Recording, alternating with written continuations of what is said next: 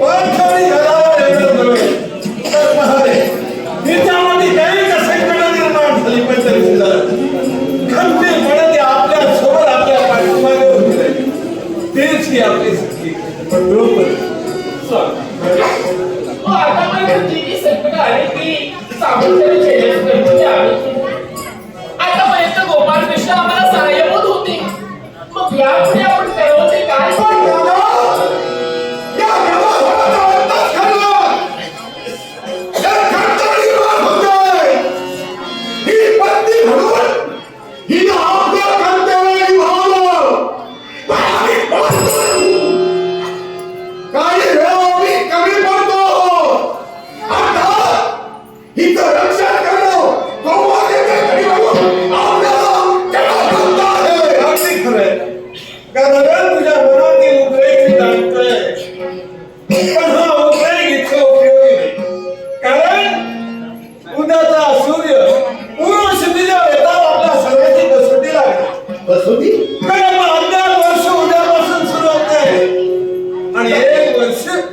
आपल्याला वेश बदलून कुठेतरी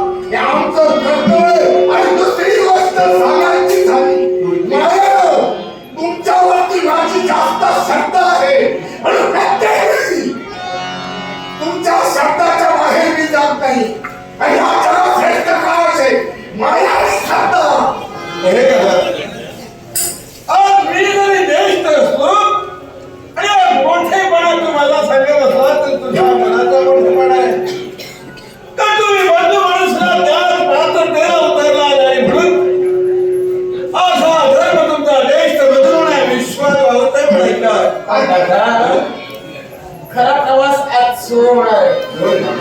उदयच्या सूर्योदयानंतर आपल्या 5 पांडवांचा प्रवास खरा सुरू होणार आहे. जर याच आमच्या 1 वर्षाच्या प्रवासात आपण जर पांडवांची शपथ आलो असतो तर पुन्हा त्या आधी संपत्ती मग दादा आपण काय करावं? पांचाळी घालणार नकुल सहदेव आपल्या सोबत आहे. पहा समोर पहा भले मोठीने विराट नगरी दिसते. विराट राजे न्याय पैसे राज करते वावरते आणि म्हणून ह्या भरा मोठ्या विराट नगरीत आपल्याला 5 पांडव आणि पांचाली वेशमधून राजाश्रय व्हावं लागेल.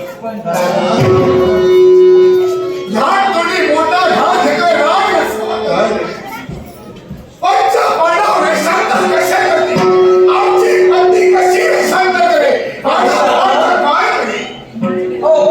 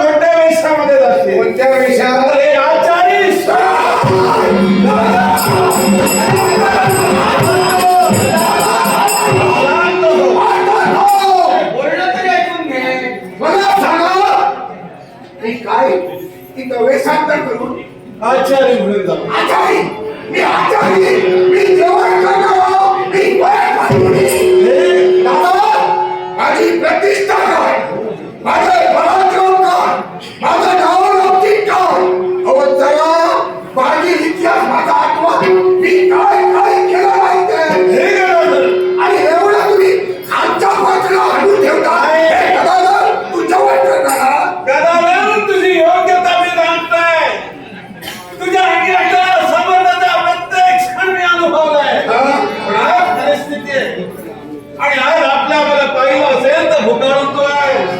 हा, हे मात्र आहे. तुला वेळोवेळी अन्न लागतंय भूक मला सर्व आणि ती जर का आसाम झाली नसेल तर होत्याचं नव्हतं तू केल्याशिवाय राहत नाही.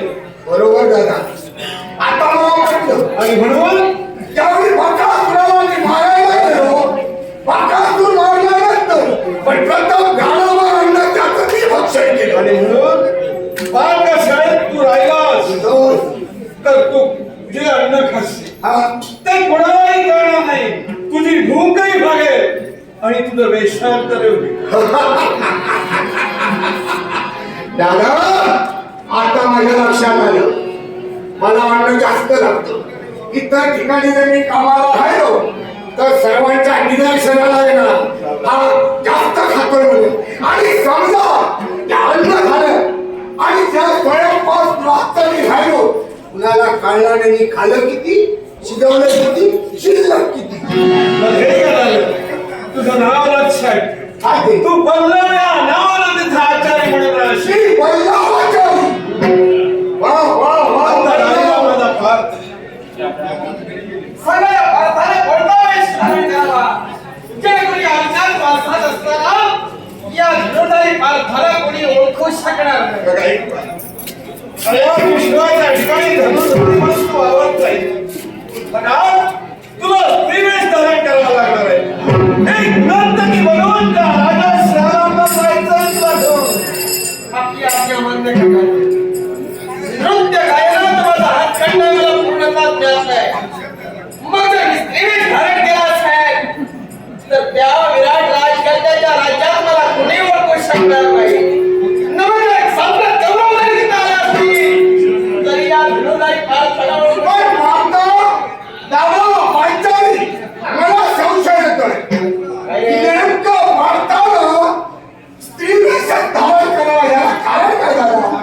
माझं खाण्यावरती सकळलं मी का दोजेवट करेन बरोबर आहे. पण हा का अरे पार्थामध्ये कोणी सांगायचं नाही. बरोबर सर्व विश्व त्याला जाणतंय. पार्थानं जर स्त्रीवेश धारण केला तर पुढे त्याला ओळखू आणि त्याच्या काय ते? गायनात हे प्रवीण आहे. आणि म्हणूनच हा वेश ते नक्कीच आणि झाला. माझा फक्त नृत्य करायचं सुद्धा तेवढंच प्रवीण आहे. आता राहिली आमची पांचाली. प्रत्येक संगीतात प्रत्येक शांत तू आपल्याशी होती. कदाचित मी जे सांगतोय ते तुला खूप जड जाईल पण लक्षात तुला त्या विराट नवीन राजाश्रय कसा घ्यावा लागेल माहिती. जास्तीत जास्त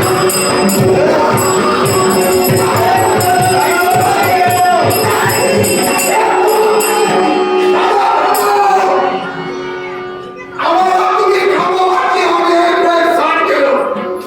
पण वाचाची वाचाली याची द्रौपदी त्या राजाच्या पत्नीची दासी कदापि नाही. हे करा. पुन्हा एकदा तुझ्या त्यागाने ओळखतोय.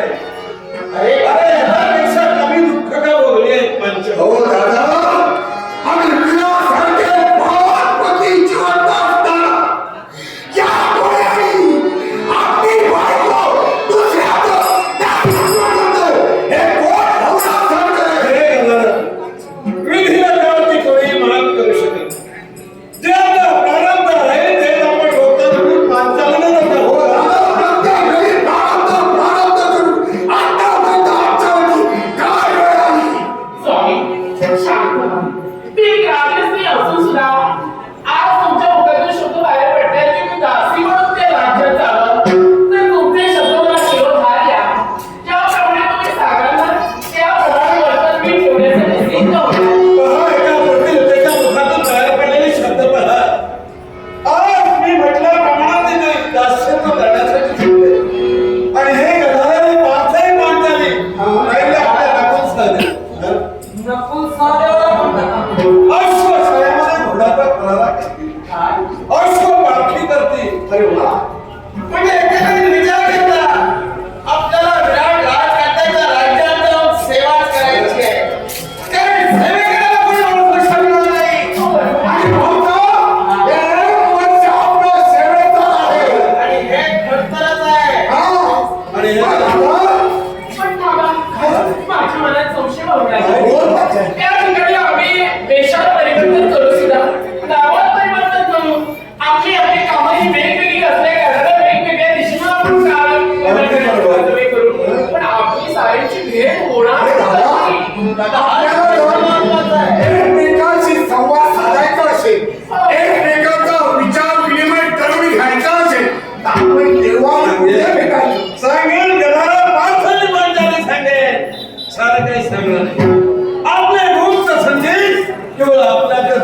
होय ना?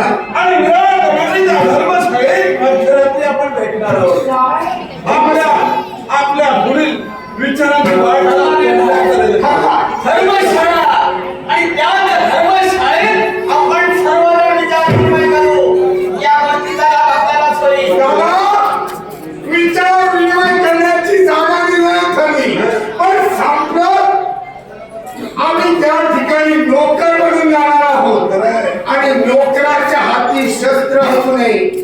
मग मला सांगा, भारताच्या कमळावर एखाद्या बसणारी तारणी माझ्या हातात नाही, हे बजावता बघा. या शस्त्रांचं काय? याची सुद्धा योजना आमच्या गुप्तमनाच्या ठिकाणी पहा. ते मला मोठा शमीवृक्षाप्रध आहे. ते मला शमीचं झाड दिसते आणि ती ढोल पहा. नाही तर दीक्षा